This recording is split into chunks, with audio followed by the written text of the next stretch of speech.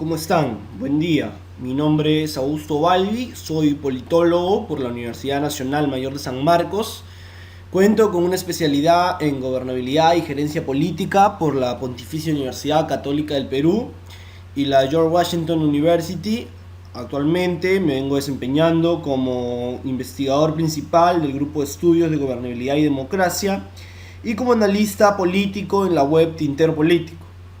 En esta ocasión he recibido la invitación del Instituto de Iure para continuar hablando del curso de gobernabilidad y políticas públicas que se viene dictando a nivel nacional. En esta oportunidad desarrollaremos lo que corresponde en la última unidad, que será dividida en dos partes. Esta unidad intentaremos hablar del análisis de las políticas públicas desde la gobernabilidad. La primera parte, que es la parte que desarrollaremos ahora, hablaremos un poco del enfoque holístico y sistémico de la gobernabilidad, para luego posteriormente hablar de los límites de las políticas públicas, que es lo que vamos a desarrollar el día de hoy.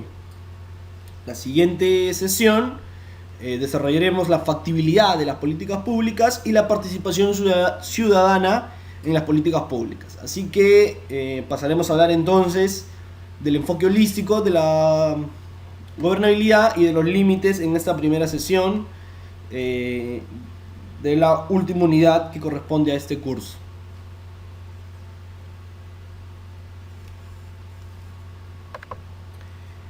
Bien, y ver a la gobernabilidad desde un enfoque holístico significa ver a la gobernabilidad desde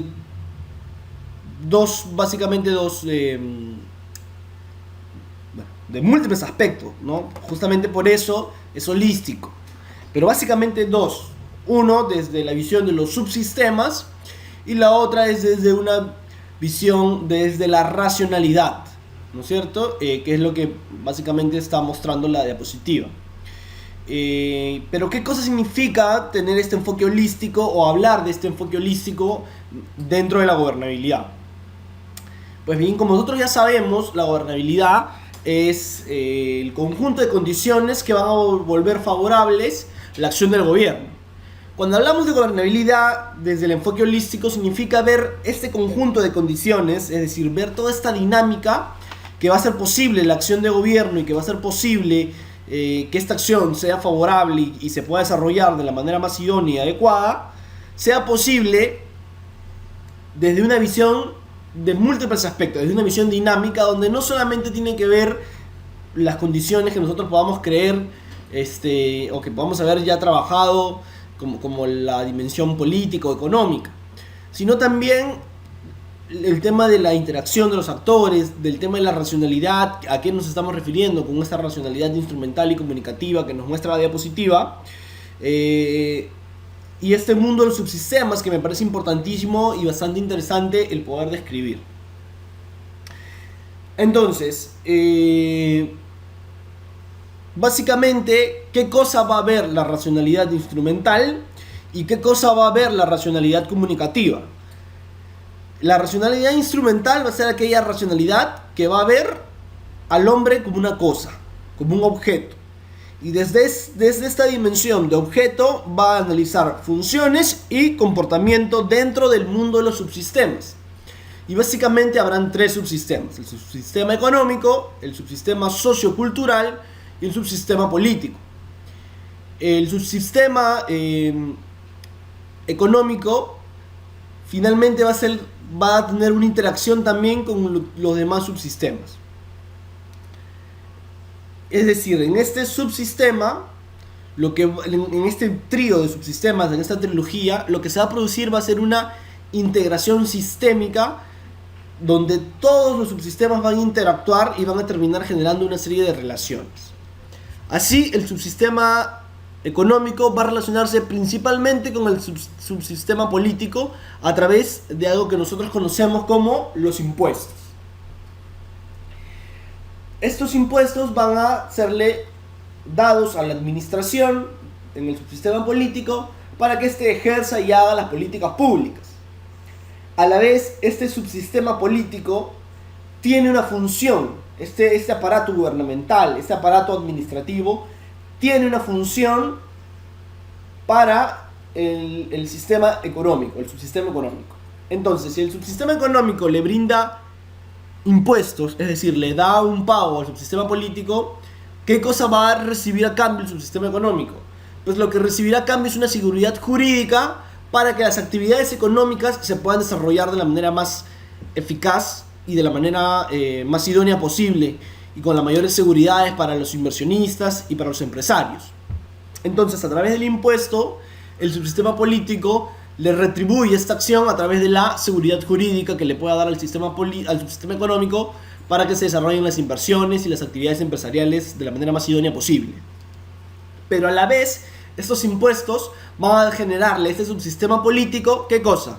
A este subsistema político van a darle la oportunidad y el chance de darle, ¿qué cosa? Al subsistema sociocultural, bienes y servicios públicos, es decir, política pública. El subsistema económico le brinda impuestos al subsistema político para que éste le pueda brindar a su vez bienes y servicios al subsistema sociocultural. Y a la vez, este sistema sociocultural va a retribuir esta respuesta, esta oferta de bienes y servicios a través de la legitimidad del sistema político. Y es así como en el mundo de los subsistemas la racionalidad instrumental se puede ver, esta integración sistémica se puede dar, ¿no es así? A través de una interacción constante, a través de un ejercicio de acción y reacción constante entre los tres sistemas que se dan. Finalmente hay un sistema que, como se puede observar, termina interactuando con absolutamente todos los sistemas, que es el subsistema político, que es el que reúne la administración y el aparato gubernamental, que es el que hace y ejerce políticas públicas. Este subsistema termina actuando principalmente con el sistema sociocultural y con el sistema económico, el subsistema económico. Pues bien, todo esto desde un enfoque de objeto del hombre, de una racionalidad instrumental del hombre.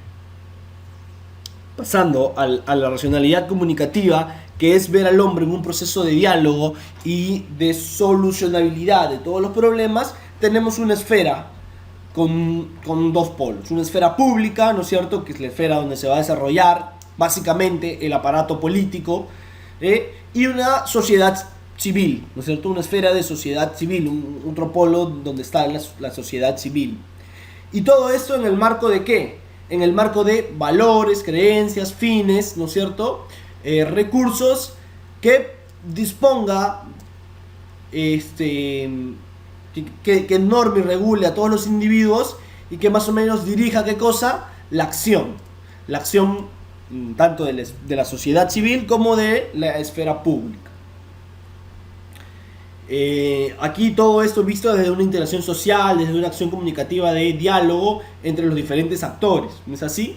Entonces lo que se puede observar y lo que podemos notar es que evidentemente pues aquí los valores, los fines y las creencias, los recursos son básicamente los que enmarcan a esta esfera de dos polos, que es la esfera pública del aparato y la sociedad civil. Ahora, ambos mundos, es decir, ambos aspectos desde este enfoque, pueden autorrelacionarse. ¿Y se relacionan a través de qué? Principalmente a través de los partidos políticos. Son los partidos políticos los que van a llevar a la relación que puede establecerse entre ¿qué? Entre el mundo de los tres subsistemas, económico, social, cultural y político, con la esfera de dos polos, por un lado el tema público, gubernamental, y la sociedad civil. Ahora, la esfera pública puede desarrollarse y tanto la sociedad se van a relacionar con el sistema político, con el mundo del subsistema político, a través de relaciones formales e informales, a través de canales institucionales o a través de canales más informales. A través de canales institucionales estarán relacionados ambos, en realidad todos, con el aparato gubernamental, el sistema político y la administración pública.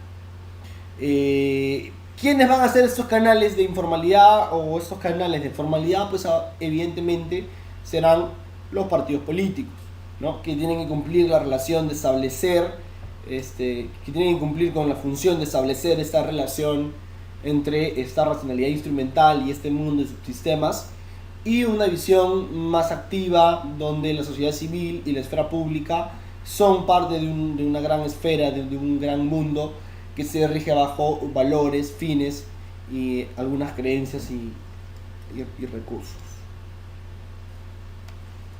Entonces, vamos a transitar a la siguiente diapositiva. Y pasemos a hablar ahora entonces de los límites de las políticas públicas. ¿De qué estamos hablando y a qué nos estamos refiriendo cuando hablamos de los límites de las políticas públicas? Evidentemente, hablar de los límites de la política pública va a ser hablar de aquellas condiciones, aquellas características, aquellas, digamos, podemos decirle, aquellas circunstancias que nos van a llevar a establecer que nuestras políticas públicas lleguen a un momento en el cual su eficacia y el accionar del gobierno pues se vean limitados ciertamente. Y hay que partir de una idea fundamental al momento de hablar de los límites de las políticas públicas. Y es que en realidad, si bien es cierto, ¿qué buscamos con la política pública? Con la política pública nosotros lo que buscamos es solucionar un problema que nosotros hemos determinado que está generando dificultades en el desarrollo pleno de las sociedades.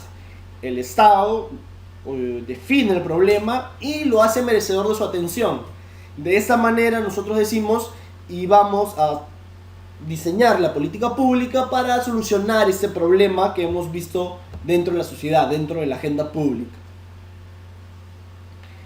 Pero hay que tener en cuenta algo, y esto nos lo dice la teoría de los sistemas complejos, que es más o menos la teoría del caos aplicada al mundo de las relaciones públicas, o aplicada en general al mundo de las ciencias sociales, que es que los problemas son complejos, que no hay un solo factor que determine un problema, que un problema tiene diferentes aristas para ser atacado, y que un problema no solamente tiene una causa. Es por eso que en el mundo de los proyectos utilizamos, ¿qué cosa? El árbol de problemas, es decir, todas aquellas causas, ¿no es cierto?, que pueden determinar un problema, y también todos los efectos que puede causar un problema. Entonces hay que partir de la idea principal cuando hablamos de los límites que puede tener nuestra política pública, es que el principal límite que va a tener es que nuestra política pública quizá esté orientada ¿a qué? A solucionar un determinado problema, es decir, a solucionar un aspecto del problema. Pero los problemas son complejos y quizá lo que nuestra política pública esté haciendo, diseñada solamente viendo una arista del problema, es que esté viendo en realidad nada más que un paliativo, esté siendo nada más que un paliativo al momento de implementar la política pública. Entonces, hay que partir de la idea de que los problemas públicos requieren también soluciones públicas. Los problemas complejos requieren también soluciones complejas, ¿no es así? Y es la primera idea con la que tenemos que quedarnos. Que nuestras soluciones deben ser complejas, que nuestra política pública no es tan sencilla de hacer, que nuestra política pública no solamente responde a un factor o a un condicionante, sino que está inmersa en un mundo donde evidentemente hay diversos factores, diversas condiciones, diversas causas que nosotros tenemos que tener en cuenta y a las cuales también debemos buscar solución o respuesta si queremos que nuestra política pública sea realmente eficaz.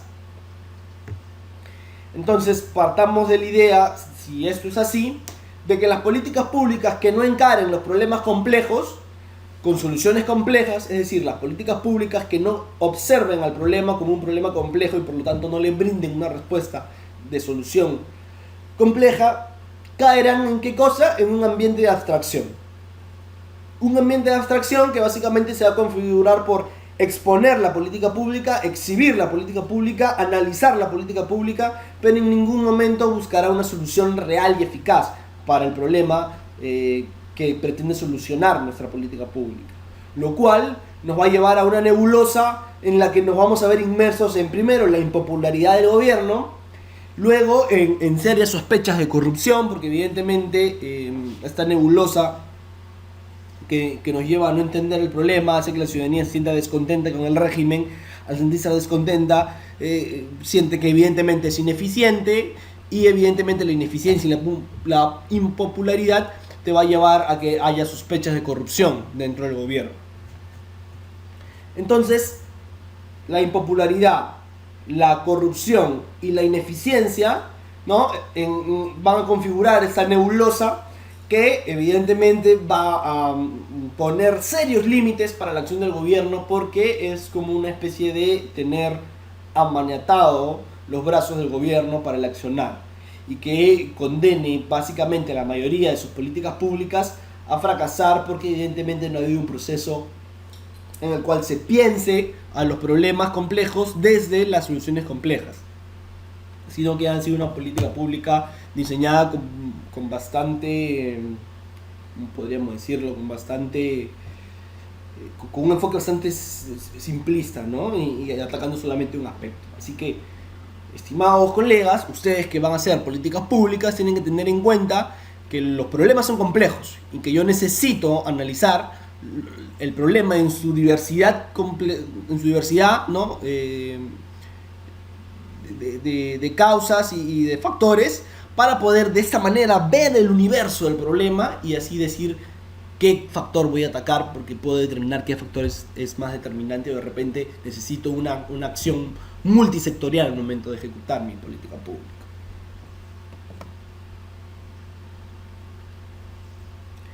Bien, entonces las acciones del gobierno, si caen en esta nebulosa, hay que tomar en cuenta esto, ¿no?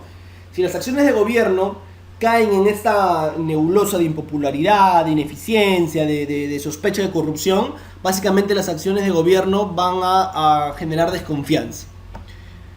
Y generar desconfianza porque principalmente hay una idea de que cuál es el rol del Estado, o sea, y yo, ciudadano, tengo esta idea de cuál es el rol del Estado. Y este rol del Estado es perseguir algunos principios que yo considero, algunos fines que yo considero fundamentales para la acción de gobierno. Y estos son los fines sociales, ¿no es cierto? El brindar servicios y bienes públicos a toda la sociedad con un enfoque social que busque la reducción de las brechas y que busque la inclusión social de la mayoría. Nobles, porque no busco servirme, evidentemente, sino busco servir. Y transparente, porque debo ser lo más cristalino posible y decirle al ciudadano de dónde está viniendo el dinero, o cómo estoy utilizando su dinero para generarle un bien y un servicio.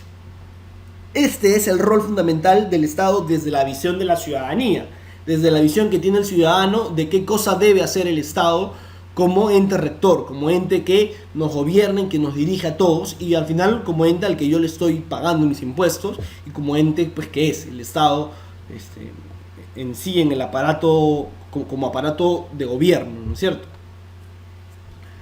Entonces, si esto no se cumple, lo que va a terminar originándose va a ser algo fundamental: una distancia entre gobernantes y gobernados. Y eso es lo que nosotros estamos viendo el día de hoy en nuestra sociedad. Yo les diría, hagan el ejercicio de observar si hay una distancia entre los gobernantes y los gobernados. Y la van a ver que sí la hay. Hace unos años, allá por el año 2010, 2011, si no me equivoco es uno de esos 2 años, creo que es el año 2010. Pero bueno, entre el 2010 y el 2011 surge un estudio que hace la consultoría Ipsos Apoyo a el Jurado Nacional de Elecciones. Pues el Jurado Nacional tenía la intención de realizar un perfil del elector peruano para poder un poquito poder entender la dinámica bajo la cual el elector decide su voto, y de esta manera impulsar una serie de proyectos para para concientizar al voto y para hacer el voto informado. Y de ahí ha salido pues toda esta línea que tiene ahorita el jurado del voto informado, ¿no? Y de concientizar un poco a la ciudadanía al momento de ejercer su voto, y de concientizar a la ciudadanía pues junto también, bueno, de la función principal que tienen en la elección. Pero bueno, lo importante de este perfil era que había un resultado que a muchos nos pareció bastante interesante y preocupante a la vez, que era que prácticamente casi el 50%, 46, 48% de los ciudadanos despertaban su interés en la política solo en la elección. Es decir, prácticamente a la mitad de los ciudadanos solo le importaba interesarse por la política y lo que estaba pasando en la política, entiéndase la política como los asuntos del Estado, las cosas que suceden, que nos importan y que nos deben importar a todos, desde la visión que vimos allá por la primera sesión con Aristóteles, son politicón, este hombre de la polis, ¿no? Entonces este hombre interesado por la polis, este hombre, en nuestro caso, interesado nosotros como peruanos, sobre el acontecer de las políticas que hace el Estado y de lo que sucede con el Estado y de lo que hace el Estado, porque la finalidad del Estado no es otra que hacer política pública. Y se interesaba esta gente solo en el periodo electoral. Es decir, esta gente que es gobernada estaba absolutamente distanciada del gobernante, porque solamente se acercaba a él para elegirlo. Es decir, la distancia entre gobernados y gobernantes, ¿no es cierto?, en el Perú es preocupante. ¿Y esto por qué nos preocupa, o por qué nos debería importar, o por qué es tan fundamental? ¿Y por qué esta estadística que arrojó esta investigación de Ipsos es tan preocupante? Porque justamente esta distancia lo que va a ocasionar es una ruptura en el esquema de la gobernabilidad, en el enfoque de la gobernabilidad. Y evidentemente, si esto se rompe, si el enfoque de la gobernabilidad se rompe, lo que va a suceder es que tengamos políticas públicas más de lo mismo, más de yo hago, tú obedeces, cuando lo que nosotros queremos es cambiar esa visión, cuando lo que nosotros, y lo que manda ahora la teoría moderna de la acción del gobierno, de la acción de ejecutar y hacer políticas públicas desde esa visión de la gobernabilidad, es acercar al gobernante al ciudadano y entender que ellos son parte de ¿qué? De una red inmensa de interacciones de la cual va a surgir la acción pública. Entonces, si esta red se rompe, si hay un distanciamiento entre estos dos, evidentemente este esquema no nos va a ayudar mucho, ¿no? Y tendremos políticas públicas jerárquicas como lo hemos venido teniendo, y políticas públicas que más o menos estarán orientadas, en su gran mayoría, a no ser tan eficaces. Entonces, hay que tener cuidado, ¿no? Hay que tener cuidado al momento de hablar de este tema, porque es realmente preocupante. Pero bueno, nos toca a nosotros el revertir esta situación, ¿no es así? El cambiar esta situación y el de entender más o menos de que debemos acortar esta distancia, y de que es importante de que esta distancia sea cortísima para que el esquema de gobernabilidad pueda funcionar y las políticas públicas puedan ser mucho más eficaces, mucho más eficaces, ¿no? Mucho más eficaces, básicamente. Bien, pero esta ruptura del esquema de gobernabilidad lo que va a terminar generando son serios problemas estructurales. Serios problemas estructurales que se van a evidenciar en una descomposición básicamente de los roles, de los valores y de la responsabilidad del hacedor de las políticas públicas. Y el hacedor de las políticas públicas, por naturaleza, es el Estado. Si hay una descomposición en los valores, en los roles y en la responsabilidad del Estado, reforzamos evidentemente esta idea, esta nebulosa de impopularidad, de corrupción, de ineficiencia dentro del Estado, que es la nebulosa que nos ataca hoy en día a nosotros.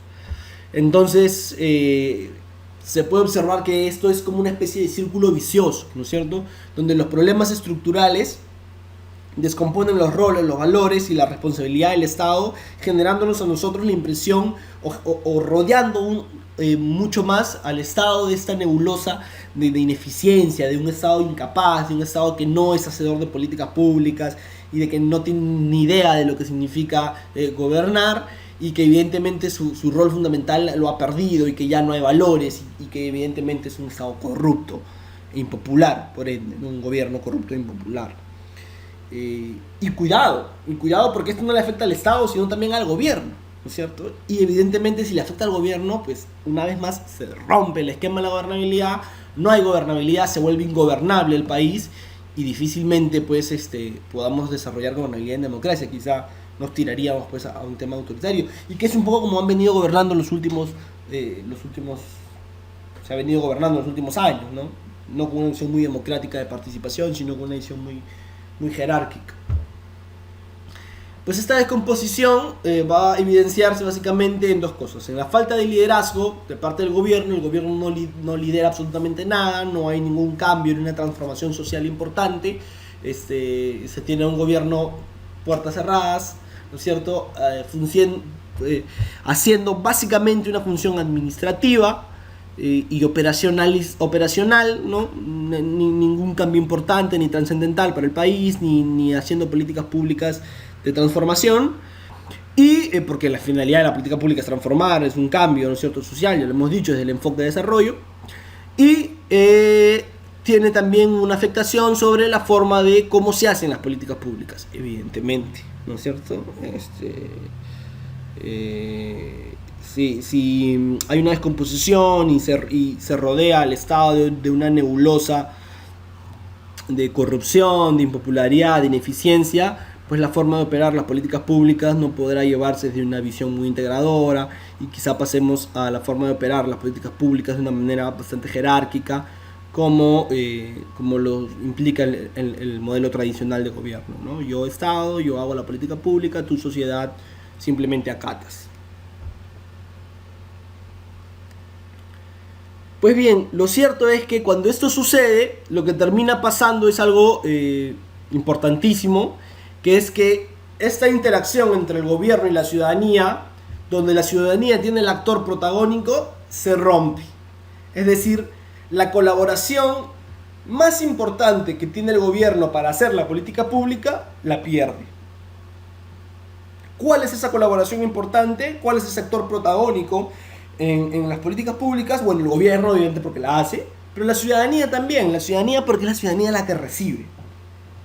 Entonces, al romperse este ciclo de interacciones, lo que va a terminar pasando es que se pierde a este actor tan importante que es la ciudadanía, y la política pública, evidentemente, tiene un gran límite y se vuelve inviable,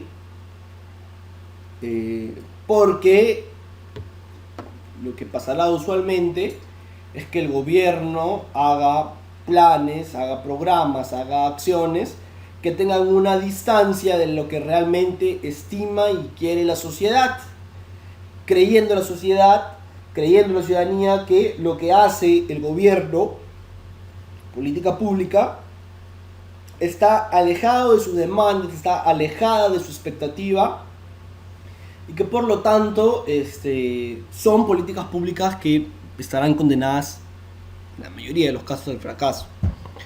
Esto es un vicio en realidad dentro del ejercicio de la política pública.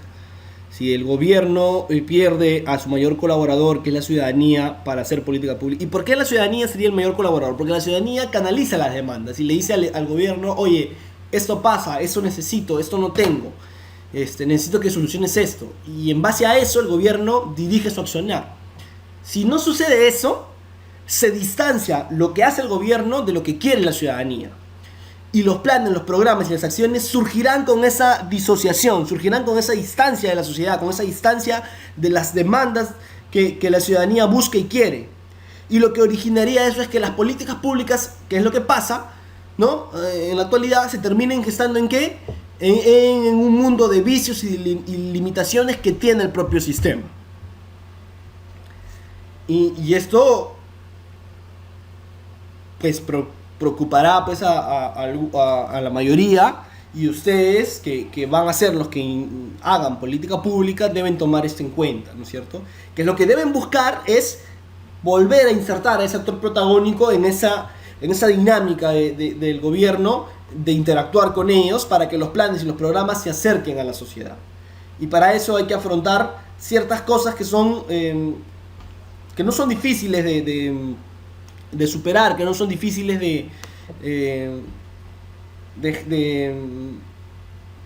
digamos, ciertos aspectos a los cuales hay que acercarnos. ¿A través de qué? A través de básicamente dos fronteras que vamos a estudiar ahora, que vamos a pasar, y que nos pueden ayudar a romper este vicio, a salir de esta limitación y a quitar esta esfera de nebulosa, de impopularidad, de corrupción y de ineficiencia dentro del gobierno. Estas dos fronteras, básicamente, ¿cuáles son? La primera frontera es la detención en los problemas. ¿No es cierto? El detenernos en nuestro avance de la política pública. Una frontera que va a generar este vicio es detenernos solo aquí. Si nosotros lográramos avanzar hacia la segunda frontera, evidentemente lograríamos romper con esta nebulosa. Entonces, en esta primera frontera, en la detención, en detenernos solamente en los problemas, haremos un análisis bastante abstracto, ¿no? Que requiere bastante abstracción, ¿no? Y va a llevarnos a un inmediatismo, es decir, a elaborar la política pública rápidamente, sin mayor consenso, sin mayor proceso de diálogo, sin mayor proceso de deliberación, de debate público, y a hacer una política pública rápida para solucionar ese problema. ¿Por qué? Porque solamente me he detenido en pensar y me he detenido en deliberar solo en el problema. Me he detenido solamente en la primera frontera. Entonces, los límites de las políticas públicas van a tener su principal raíz en esta primera frontera, en detenernos solo en esta primera frontera. Luego, si pasáramos efectivamente a una segunda frontera, que es el qué hacer de las políticas públicas, ¿no es cierto?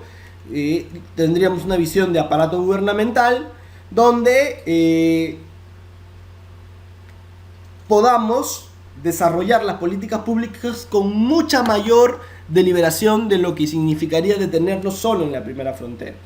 Llegar a la segunda frontera significa cumplir cabalmente todo el proceso de la política pública y significa evidentemente abrir canales de diálogo y de negociación con todos los actores dentro de la configuración de la política pública.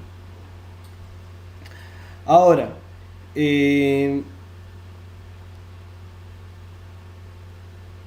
¿qué podría originar? O que básicamente, ¿dónde está el problema de el distanciamiento que ocurre entre gobernantes y gobernados, como mencionábamos en la PPT anterior? Es qué cosa origina la política pública, que es muy distinto a qué cosa quiere lograr la política pública. Y aquí están las dos fronteras. ¿Qué cosa origina la política pública? El problema. ¿Qué cosa quiere lograr la política pública? Es el quehacer de la política. Entonces, evidentemente hay que tomar estas dos aristas. Si se dan cuenta, si yo me detengo solo en una, voy a terminar generando el distanciamiento. Y voy a terminar incurriendo más en el vicio y no poder salir.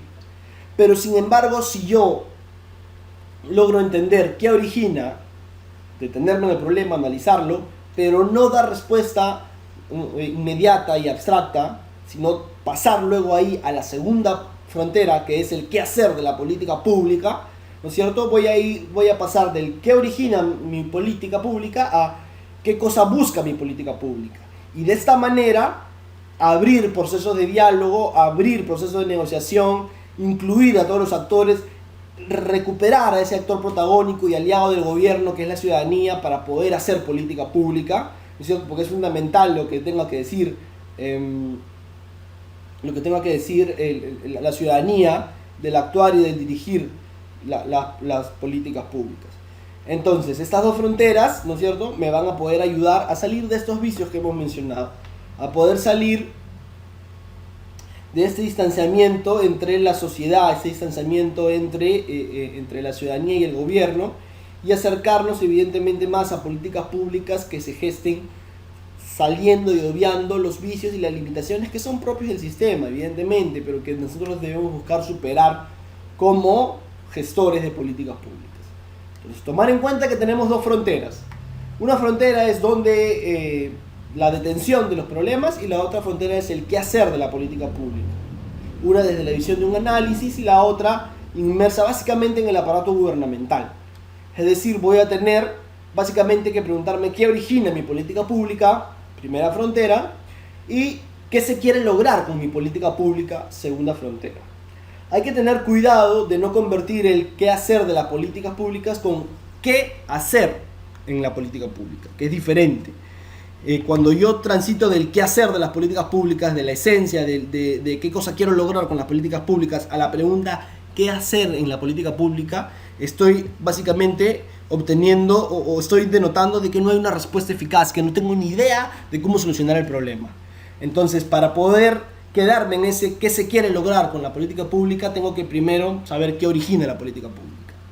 Pero si me quedo solo en el qué origina la política pública, caigo en lo mismo. Entonces, necesito a ambos. Ambas fronteras son importantes y ambas fronteras van a marcar los límites de mi política pública para que este sea eficaz, sea una política pública con éxito, exitosa, o sea condenada al fracaso y caiga una vez más en esta incertidumbre, en este mundo de esa nebulosa de impopularidad, de ineficiencia en el gobierno, que no termina generando mayores respuestas. Entonces, ¿en qué me va a ayudar el esquema de la gobernabilidad o por qué sería importante el esquema de la gobernabilidad?